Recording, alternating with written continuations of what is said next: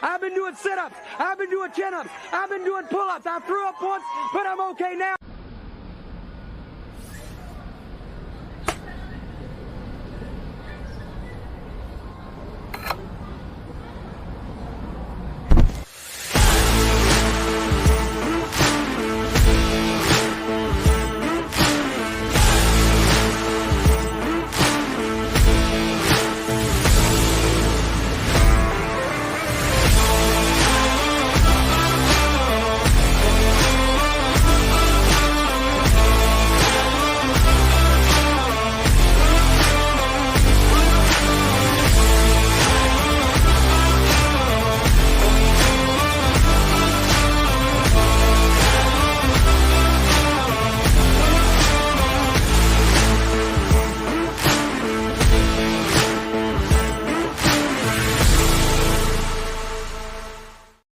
What's up, everybody, and welcome to a Tuesday edition of the Ysn Power Hour. DJ Yoakley with you. Appreciate you joining us, riding shotgun along the way. Got a great show for you today. Trent Neuber of the United Baseball Eagles will join us fresh off of a perfecto, striking out 14 out of the 15 batters he faced last night. His second no-hitter of the season, which, my goodness, did we see a slew of no-hitters last night. The pitching, we talked about it yesterday during the show. Phenomenal around here, and it didn't disappoint last night. We'll get to all the recaps and situations that you may have missed on your way to work this morning. All that and more coming up on today's Ysn Power Hour. Trent will join us at about 3:30 in a pre-recorded interview. Got him out of study hall earlier this morning and got to do the interview from Casa de Dojo at the Yoakley household, the man cave. So we appreciate Trent for stopping by and giving us a few minutes. We got power rankings to get to, and we got a lot more. But first, we start, as we always do, this time at the beginning of the show with On This Day in Sports History. Hang on.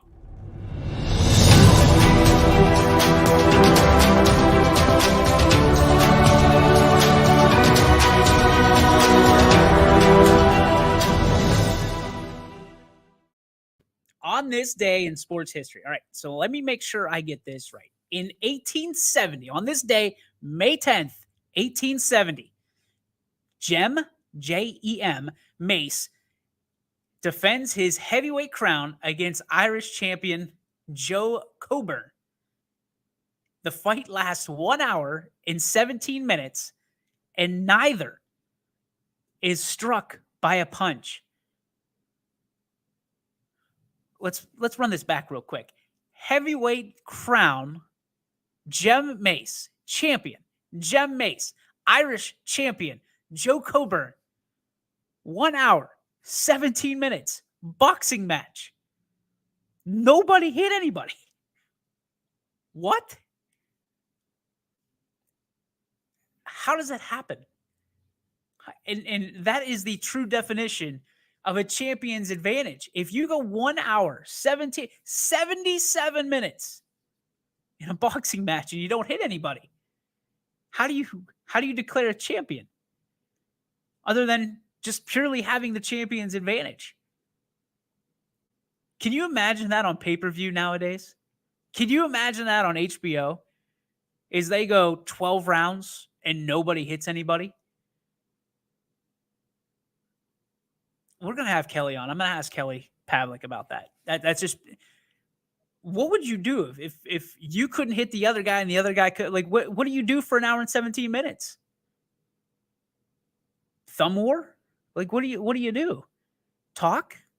Strategize? Nobody landed a punch in 77 minutes. I don't know how that's feasible. I don't know how it's possible, but it happened. And it happened on this day in sports history in 1870. Incredible. Maybe somebody's got some. Do they even have film at that point? I don't know. I don't know how that works. Again, that was the one that was most intriguing to me on all this. It's starting to become that dead season of the sports year. Not around here, though. Not around here at all, because we had not one, not two, but I believe 3 no-hitters last night. 3 no-hitters. According to YSN, 3 no-hitters in the books last night. One of them happened in Leetonia, where Jackson Brewer, who we will have on the show tomorrow, joined up with Justin Temple and combined for a no-no in a 15-0 rout for Wellsville over Leetonia on Monday evening. Last night, obviously, Brewer began the party and on the bump and fanned 9 in 4 innings, while Temple slammed the door in the 5th. Brewer was perfect at the dish as well, going 4 for 4 with a triple and 4 RBIs, while Kason Ramsey was 2 for 2 with a double, 3 RBIs. Isaiah Greathouse tripled, singled, and drove in 2 for the Tigers. Wellsville, who is now 4-9, will go to Columbiana today and prepare for a postseason run. If they keep that pitching up with between Brewer and Temple, you got to believe that the Tigers might be catching their stride right at the appropriate time as we head into the postseason next week. What else do we have? Obviously, we have Trent's perfect game. Where's that at? I'm trying to find the game for it. So Newbern, again, strikes out 14 out of the 15 batters faced and becomes also, by the way, the single season strikeout king in United history. He'll have a little bit of something to say about that when we get to the interview, but congratulations to him. Congratulations to United. And the best / worst part about all this is that they get the Bulldogs again tonight in East Powell, in their facility at Next Level. And it could happen again. United's pitching staff, I don't want to say they're loaded, but they're loaded. Like you've got some serious talent on that United team, and they've always been that sneaky team that's always around whenever push comes to shove. They're never flashy. They're never like the team that you fall in love with when you're talking about preseason rankings and kind of lighting them on fire from the beginning. But Trent was signing autographs last night. I mean, that's how big this was in United in a 13-0 victory over East Palestine. So when you look at that, it's a situation where a perfect game, so many things have to come together. But when you look at the final stat sheet, when you strike out 14 out of 15, Newbern kind of put it on his back and said, let's ride. 7 runs in the second inning. So they got the offense to go with it. They've got Newbern, Tyler Dickens, who coincidentally, I believe they're warm-up buddies when throwing the baseball around to get warmed up for the game. Newbern drove in 2 with a triple last night. He just did it all. One of the things that I love about Trent was the fact that there's a lot of people in the baseball world that know him, that love what he has to bring. He's only a junior, but his story, ladies and gentlemen, is that his freshman year could have been a standout. COVID. Season done. His sophomore year could not play because of an injury he suffered during football season. Season done. And then he comes in his junior year and just goes lights out. In one season, becomes the single season strikeout leader on the bump in all of United history. And if you know United baseball history, you know that there was some absolute Picassos of painting the corners and studs on that bump that he surpassed in 1 year. Imagine if Blackburn had 4 years to utilize how talented, how much of a showcase this young man would be. And we are going to treat him as such here on the network because he is and can still be. Cannot wait for you to hear and see this interview with Newbern. It's going to be awesome. It's going to be awesome. Very impressive job by Newbern. Watch out for United in the postseason. Nick, couldn't speak it any louder. Shout it from the mountaintops, man. We have a lot of those teams. We have a lot of those teams that are just absolutely hiding in the weeds, just waiting to jump out and bite, because you have the Uniteds of the world. You have Heartland Christian. You have, listen, I'm I'm still going to put them as a team in the weeds. Warren JFK, returning state champions. Why do we still not give them any respect? They're in the weeds. They're waiting. Okay, cool. You don't want to give us any flash, any flair? Cool. We'll roll with it. So many teams. Ursuline, another team that for some reason we look over and we say, they didn't have the season they were supposed to have. They're not undefeated. They've got more than 3 losses. No. I told you about Austintown Fitch.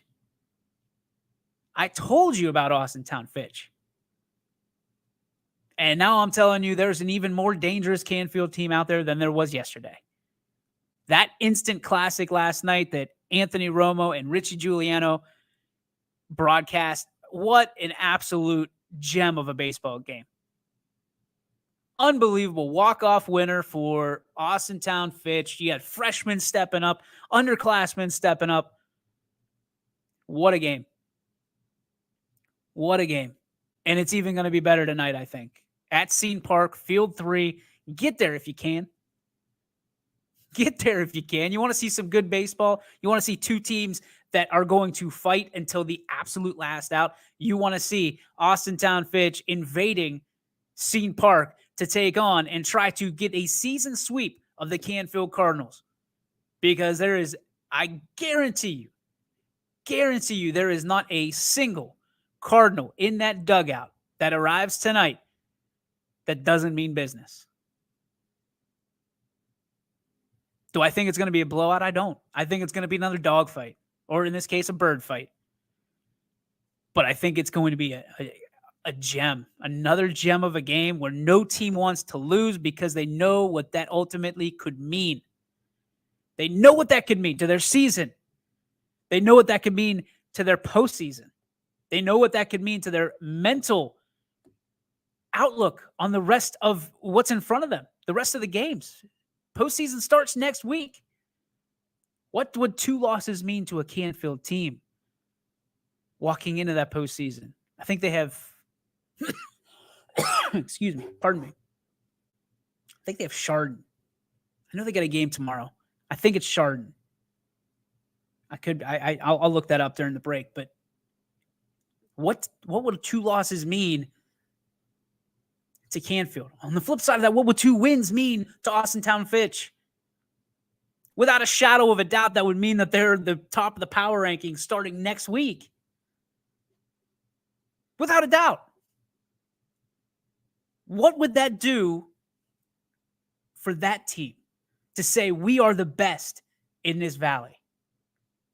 Now we got to go represent it. What would that mean in their playoffs? Gary Niddle's going to kill me for this. I like this loss for Canfield coming off of obviously last night's walk-off winner for Austintown Fitch. I like this loss for Canfield.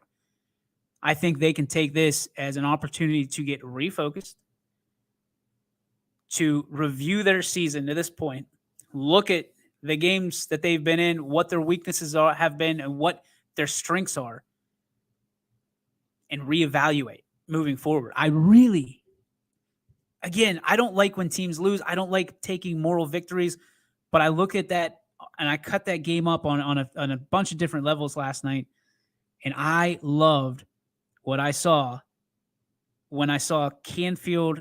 No heads were down. They weren't I'm sure they were disappointed. They weren't visibly shaken after a loss like that.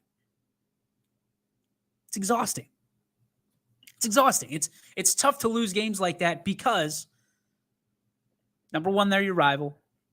You never want to get between Canfield, Boardman, and Canfield and Fitch when it comes to rivalries because it's huge.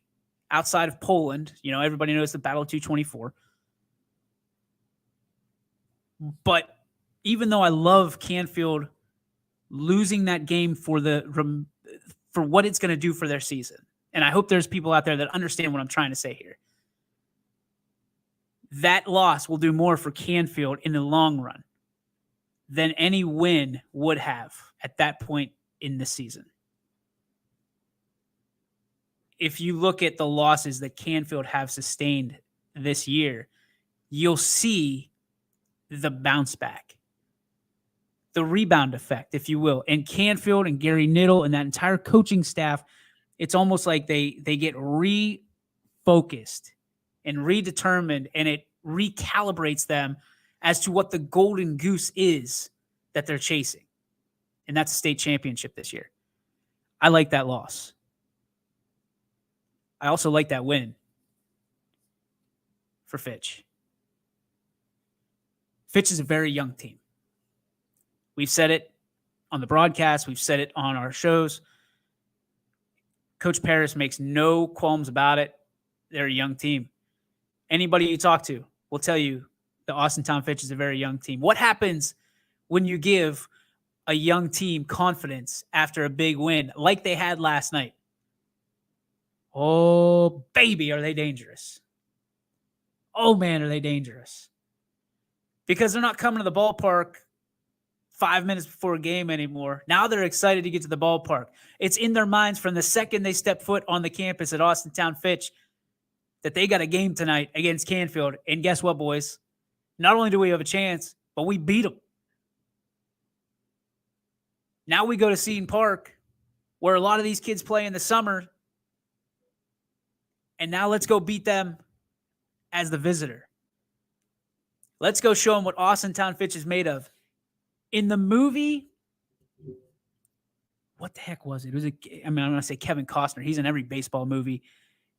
For the love of the game, there's a point at the end of the movie, end of the game, that they bring in a rookie to pinch hit in a big situation. And I love the message at that part of the movie, because it's not that he's the best player, but he's just young enough.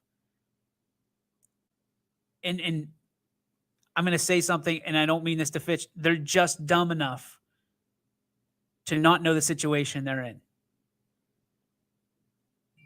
Austintown Fitch is in that situation where they know who they can be, and they're just young enough to go up with the swagger and not care who the other guy is. Last night, they did that. And last night, I think, may have created a monster. We may have created a monster last night of the Fitch Falcons and becoming a team that they can be in a year or should be in 2 years. But instead, they're turning into now, which creates a very dangerous team down the stretch. Now, the question will come in, and it will maintain, can they keep that up? Will the Fitch Falcons keep that up? Can the leaders of this teams, the Jake Corals, the Joe Ross, the Mikey Shortinos, can they take that swagger, add a little dash of Brandon Popio, add a little dash of the baby birds, and fly together? That's what I want to see. I want to see a team in Austintown Fitch that takes that win and builds upon it. Tonight, ladies and gentlemen, you're going to see. You thought last night was good. Tonight, you're going to see two teams that are hungry. Guarantee you, Canfield shows up, and again, all business. A lot of chirping, all business. I've got a game tonight. Otherwise, I would be there in person to watch this one unfold, because I want to see how Austintown Fitch responds after a huge victory, because there's two different ways they can respond. The first one says, I'm hungry, there's still meat on the bone, and I want more. And the second is, we're full. We did what we set out to do. We beat you. Guaranteed Coach Paris doesn't want that second. He doesn't want that second part anywhere near his dugout. This team should not be fulfilled with one victory. They shouldn't. Young enough, hungry enough, they should want more. And I guarantee you, Canfield is going to give them all they can handle tonight. Because they are not going to want to be in a position to lose back-to-back games, especially in the All-American Conference. Let's take a look around another team that's impressive. Here, check this out. Salem mercied that Ursuline team with their third pitcher last night. Oh, I get it. I understand it. Ursuline's having a tough time right now. But again, don't sleep on them. Nick, you know how much I love Salem. You know how. But listen, you and I both know Salem's got a habit for being swaggy. Then it doesn't go very far. You got to be able to punch the ticket.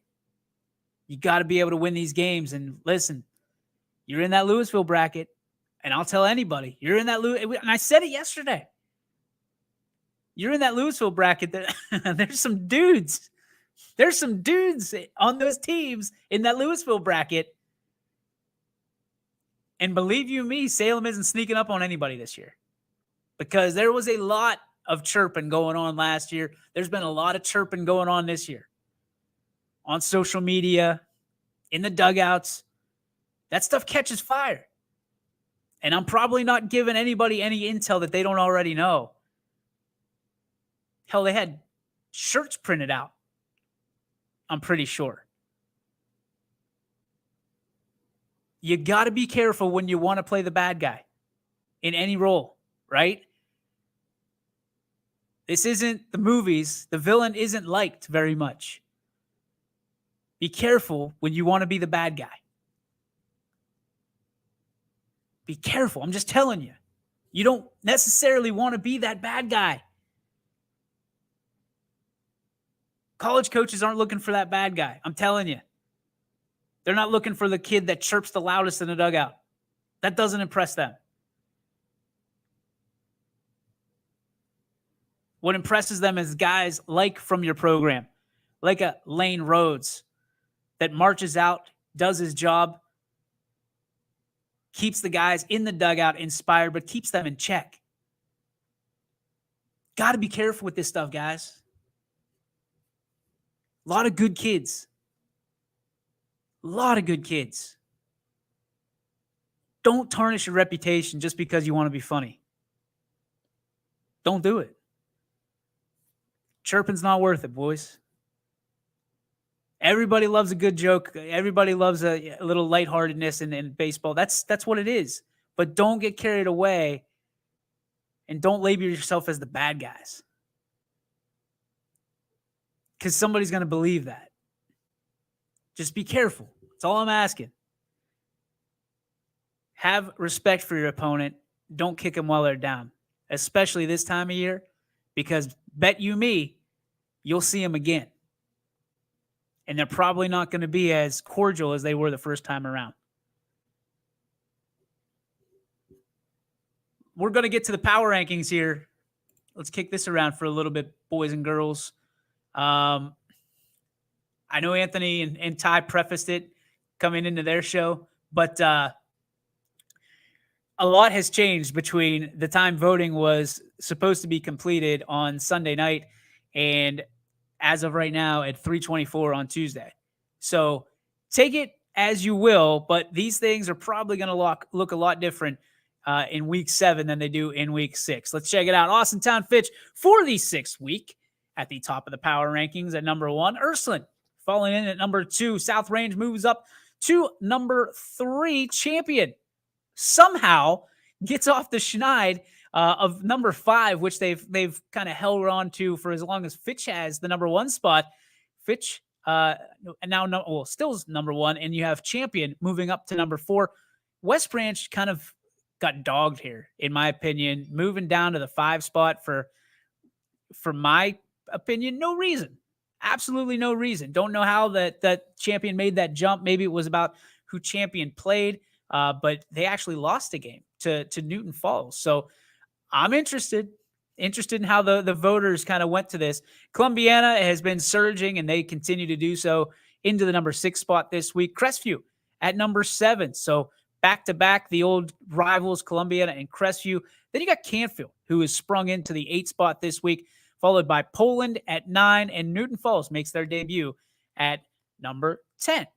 And on to the baseball world, where Canfield stays number 1 for the 6th straight week. Interesting that both top seeds have yet to be dethroned this year. And tonight, well, like we said, we could see it for the first time all season. Canfield inevitably falling off the perch to number 2 if they lose the Fitch tonight at Scene Park on Scene 3, game starting at 5 o'clock. Make sure you tune in if you can't be there at ysnlive.com/live for all your links for tonight's games.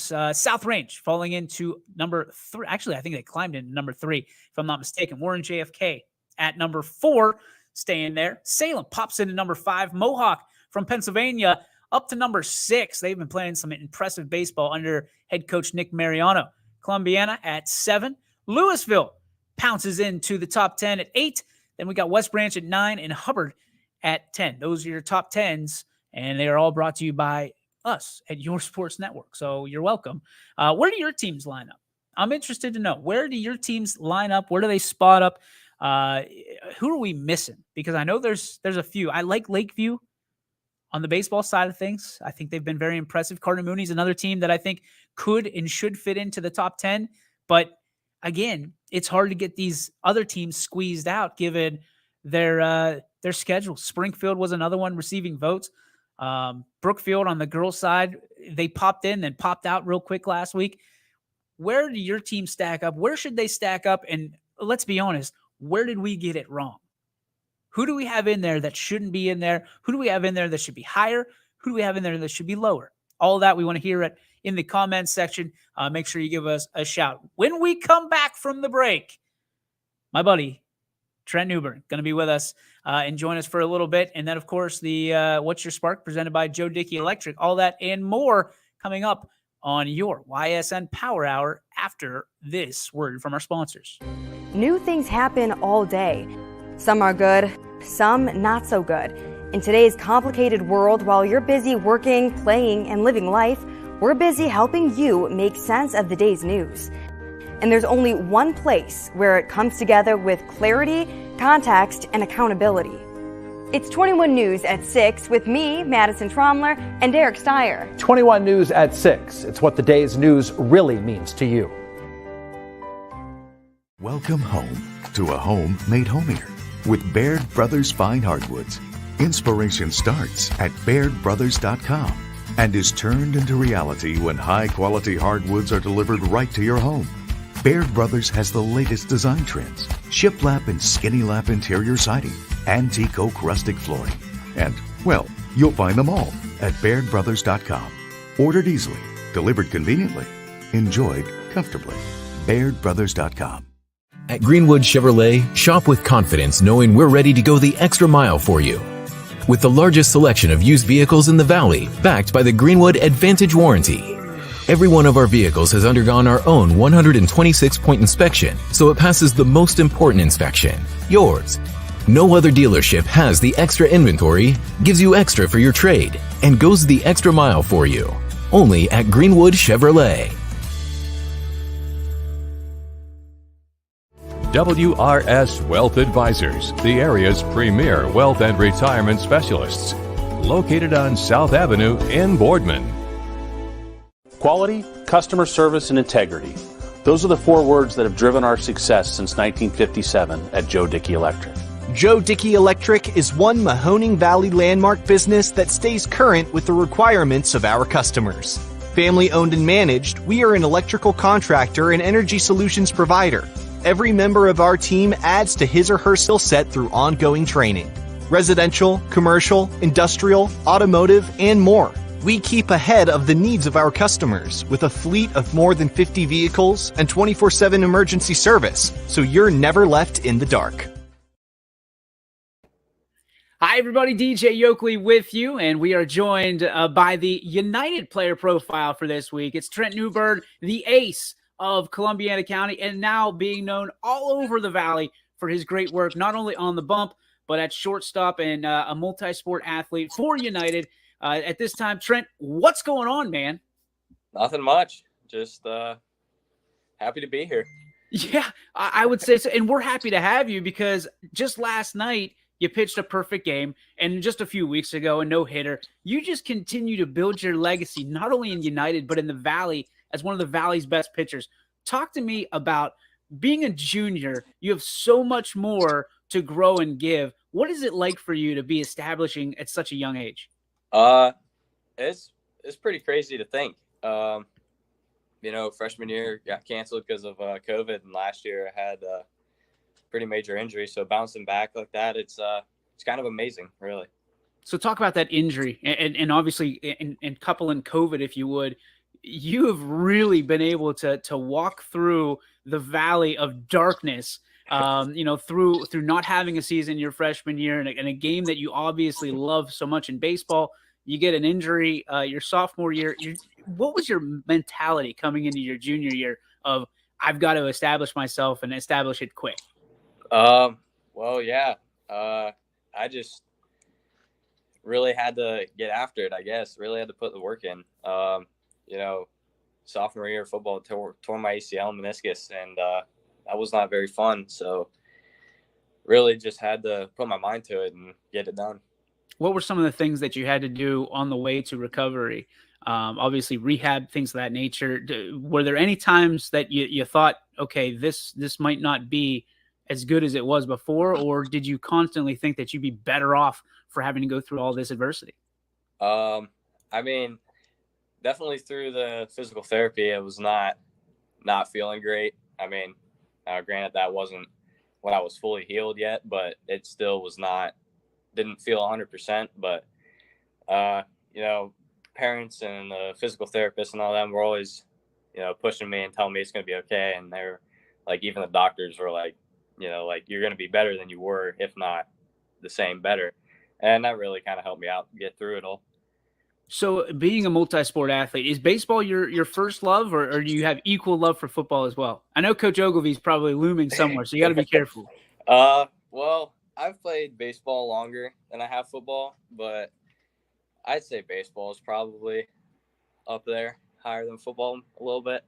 So was it tough for you to have a football injury and lose baseball your sophomore year? Yes, that was very tough. I didn't play any high school. I got to play summer ball a little bit, but not high school. So that was kind of tough to go through. But so that first time that you really trusted that knee, talk to me about, were you skeptical when you got out there on the field of okay, is this going to go well? Was it your plant leg, or which leg was it? Yeah, it was my plant leg. It was definitely very nerve-wracking, I guess you could say. But once I got the nerves out, it wasn't bad at all. So you play for the Stark Raiders, right? Yep. Okay, so you go all the way over and play for Stark, but your home obviously is with United in school season. What's the difference in competition now? And I'll preface this and say, when people think of the EOAC, they don't think of Premier Baseball, but you're proving them otherwise in the talent that you have. And I think there was 3 no-hitters last night, 2 in the EOAC, obviously you being one of them, and Jackson Brewer at Wellsville. Is the EOAC building back into the baseball world? I sure hope so. I feel like baseball is, especially around here at least, is like kind of almost forgotten about. Not necessarily, like, it's not as big as football, I should say, around here. Now, don't get me wrong, football is a great sport, but I feel like, there are some kids out there that truly love baseball, and I feel like it's making a comeback. It's pretty nice to see. Trent, do you feel like there's some pressure for guys like you and Jackson and some of these younger guys to put that on your back and essentially say, hey, baseball is a really good sport too, and baseball is going to be back in the EOAC, not just this year, but for years moving forward? I try not to think of it like that. Just try and, do your thing, I guess.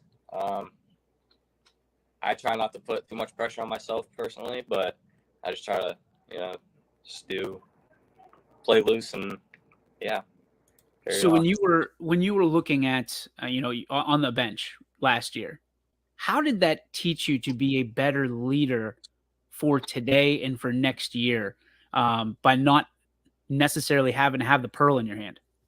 I mean, not playing or doing anything, just sitting there, I was cheering everybody on every game.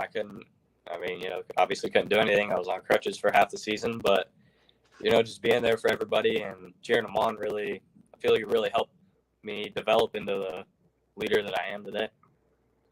So talk to me about what kind of leader you are. I mean, obviously you get it done on the field, as we've seen this year. What kind of things do you do off the field to, and especially as a junior, to not overstep your bounds to the seniors, but essentially, be assertive and say, hey, listen, I have a share of this too. I try not to be extremely strict, and not like strict, but like a mean person, I guess. I try to make it loose. Like, I think of baseball as being like a loose sport. Like, you play, loose, like everything. And I try to just make it like fun almost, and try to have fun doing it. So like, if I'm trying to help somebody out, I always I'm always like laughing or anything, like smiling like that. And just try to play it loose. And I feel like that helps better rather than just yelling at somebody. But I just try to make it fun, I guess. Who's kind of the player that you model yourself after on the field? There's a couple. One that really stands out to me is I don't like giving him too many pointers, but my brother, freshman, he's coming up. He's caught for most of my games that I've pitched, and it's really stood out to me, I guess, because it's not too easy being a freshman coming up playing varsity ball, and I just think that's pretty cool what he's doing.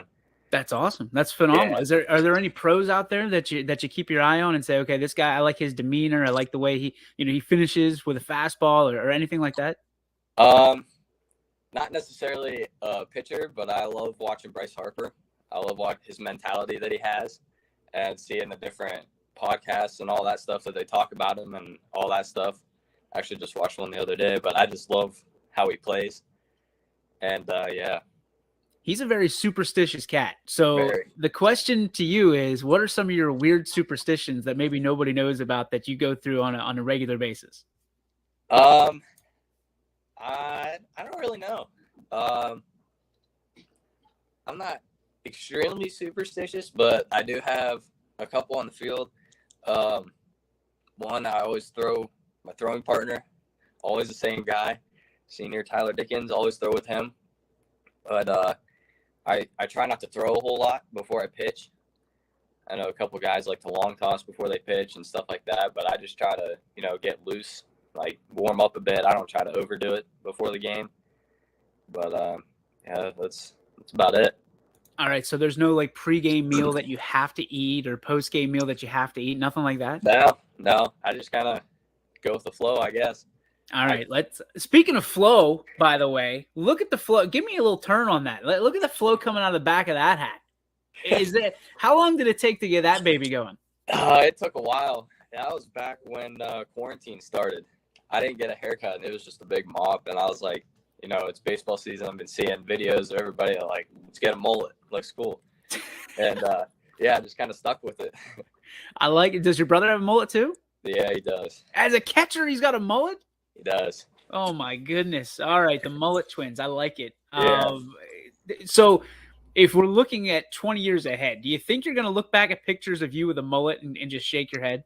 I don't know. I've had people ask me that. I'm not really sure because I like it. I mean, with a hat on, I think it looks pretty cool, but I feel like we'll get a good laugh out of it when we see it. I like it. I like it a lot. All right. Let's do some rapid fire. What do you say? Sure. All right. Your favorite meal of all time? Gosh. I don't know. We'll just say Pinky's Pizza. It's a place up here past the school.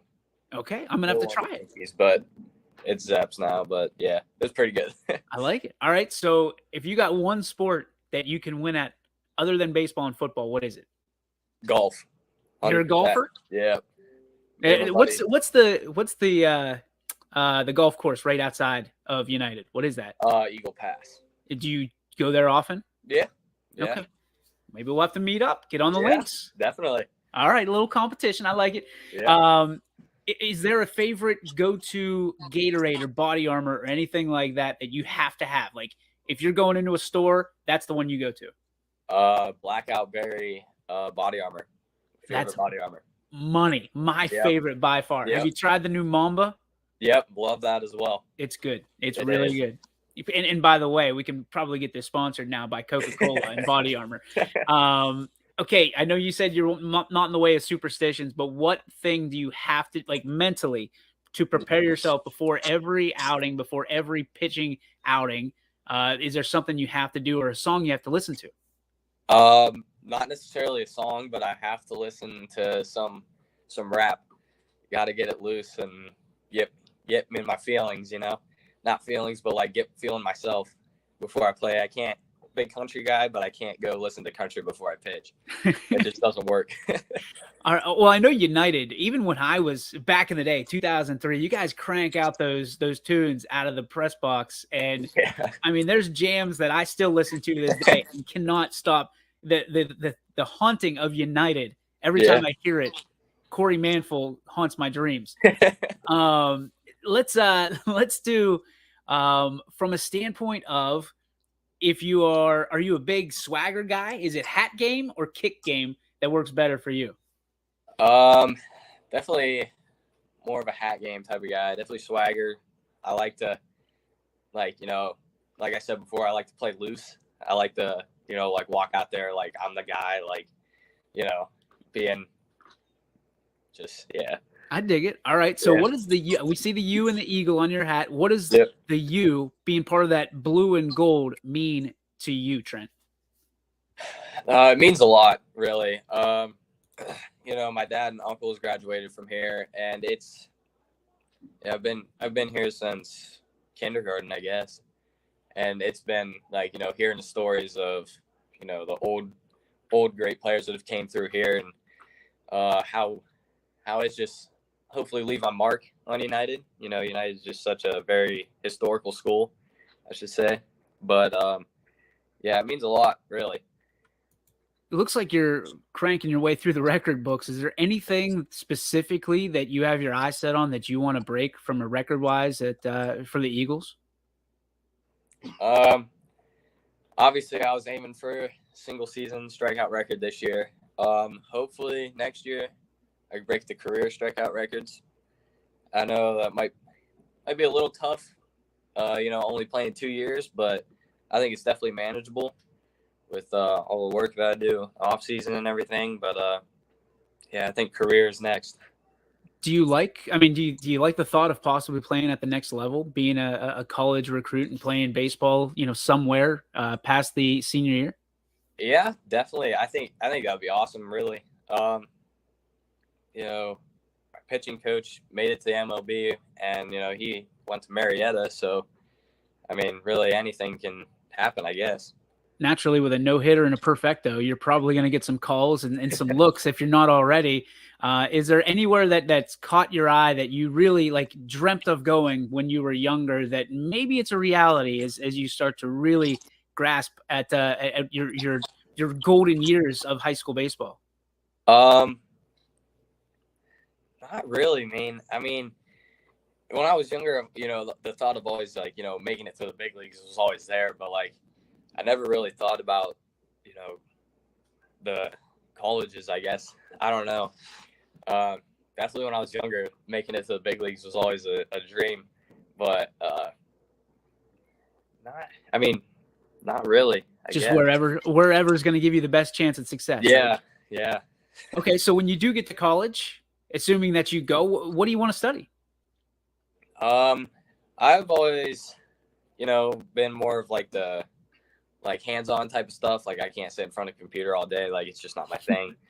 I've always thought, business type stuff, doing business, some of the summer jobs I've worked for, run their business pretty well. So and I always liked working for him. But if that can work out, that'd be awesome. Business is always a good one to fall back on, man. No doubt, especially if your dreams are being in the major leagues. Okay, close your eyes. You're sitting in your living room with your family and friends, and your name gets called in the major league draft. What team would you love to play for? I've always been a big Pittsburgh guy. Pittsburgh for everything. Yes. Yeah, definitely the Pirates. That'd be awesome. So does that mean you're a Steeler fan too?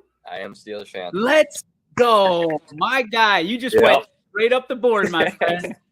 Straight up the board. All right. So from that standpoint, I'm assuming you've been to Pittsburgh plenty of times. Is there a go-to that you love being, or a reason that you love Pittsburgh so much? No, not really. I mean, I've always grown up watching Pittsburgh, especially the Steelers. Love the Steelers, but I always thought that Heinz Field was pretty cool. You know, the river sitting there and the scoreboard, how it works. But I mean, just growing up little, always watching them, it's always been like pretty cool. The black and yellow just hits me. Talk to me about your number. Is there a reason you wear it? Yes or no? Kind of not. It's a funny story. I'll try to make it short, but when I've had 12 since T-ball for a while, but it was kind of funny because I picked a number, or they had you pick 3 numbers in case one was taken, whatever, and 12 was actually my last pick. I do remember this because I put it on the paper, and they were like, you know, people already have these. Are you okay with 12? And then I started thinking about it. I was like, I feel like 12 is a pretty, you know, solid number. Like it's a good looking number. I was like, yeah, we'll do 12. And I have not changed since. So you're like the Tom Brady of Columbiana County here, man. We're in the 12. Yeah, I guess you say that. So yeah, you are literally the Tom Brady. Like TB12, you'd be fine. Like it'd be perfect for you. All right. So is your brother the same way? Like, is it one of those situations where, like, when you move on, since he's a freshman, will he change numbers and just take yours, or will he keep his? I feel like he'll keep his. He's had 6 for a while. I'm not sure if there's a story behind that or not, but I feel like he'll maybe keep 6. He's been 6 for a while now, so. I like it. All right, the last question I have for you, brother. So let's talk about just from a standpoint of people supporting you along the way. There's so many role models and mentors out there. Who has been your biggest role models and mentors along the way that you want to give a little bit of a kudos and a thank you to at this point in your career? Definitely my parents, especially through what we went through last year with the surgery and everything, you know, always being by my side. Another one is Matt DeSalvo, pitching coach. He helped shape my mentality a little bit. You know, always I'm the guy type of mentality, and I think that really helped develop me a little bit. But yeah, definitely my parents are always there for me, you know, going through the rough time last year, but yeah, definitely helped out a lot. There he is, the legend, Trent Newbern, one of the guys who, if you don't know him, you better, because you're going to hear his name a lot in the coming years, not only at United, but moving on to the next level, I believe. And maybe just like his pitching coach, maybe you hear his name on a regular basis in the major leagues. Mr. Newbern, thank you so much for your time. I appreciate you, and keep it on, man. Thank you for having me. So that was Trent Newbern. Again, a name that if you're in the baseball world and you've traveled it a little bit, you've heard it for a while. And if you're here locally, you're going to be hearing it a lot more in the coming years to come. Again, a young man with so much talent, so much promise, and high character off the field as well. Cannot thank him enough for spending some time this morning in his study hall period, joining me and talking X's and O's and talking all the rest of what's going on in his world as well. I can't even fathom going through a COVID year of not playing and then getting injured the following football season and not being able to play your favorite sport in the spring. And then bouncing back the way that he has. And you heard him say about how his rehab and physical therapy, they told him, you're probably going to be better than you were before based off of what he was doing in those physical training sessions and physical therapy sessions. So what does the future hold for him? I think that he's got another one of those opportunities to break through the glass ceiling. Everybody kind of snickers about the EOAC and how it's not exactly the conference that it once was with baseball. Clippers still holding up their end of the bargain. You know, the Bulldogs are trying to bounce back in East Palestine. The United Eagles are constantly trying to stay in everybody's front of their mind for EOAC contenders. You've got Wellsville with Jackson Brewer, who we're going to talk to tomorrow, who he's doing his best. Lisbon. I mean, everywhere you look, people look and they think of mediocrity when they think of the EOAC. And I think that's going to change. I think it's going to change in a big way. And it's guys like Trent that are going to help do it. So keep on keeping on, young man. We're proud of you. Excited for you. A perfecto last night, a no-hitter just a couple weeks ago. Certainly making, I would imagine, if I know anybody at YSN that puts together the big dogs of the Valley, I'm just going to put it out there that I'm guessing Trent Newbern's name is going to be on there this week. Just a wild guess. So United, get your voting fingers ready, because I think you got somebody for the next week that you'll be voting for on the Baird Brothers Big Dogs of the Valley on your sports network. Let's get to the constant favorite of everybody's day here on the network. It is What's Your Spark, presented by our friends over at Joe Dickey Electric. Hit it.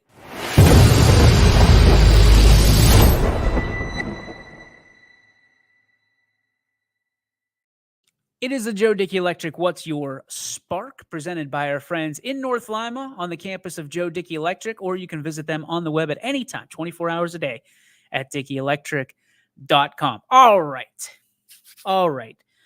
So I put it out on my social media page early this morning, and I thought it was an absolute gem of a video. If you haven't seen it, you need to, especially coming off of the Kentucky Derby, where there was a come-from-behind underdog victor. So there's, I don't even know if it's middle school, but there's a video out there, and a young lady, I don't even know, my wife knows this better than I do, what they were running, what event they were running. But it starts out, everybody goes, when the gun goes off, the starter pistol goes off. Young lady loses her shoe. Completely off her foot. She stops, goes back, puts on her shoe, and then puts the Jets on. The other racers, the other runners, are well ahead of her. I'm talking probably 100 meters ahead of her. And the next thing you know, she turns on the Jets. And not only does she catch up, but she surpasses and blows everybody away to win the race. It's crazy because we talk about this all the time. We talk about it in everything we do. We talk about it in sports. We talk about it in life. We talk about it in everything. It's so easy that when we lose our shoe in that race, to just count ourselves out, right? That's enough. We're done. We're out. DQ'd, whatever, not our day.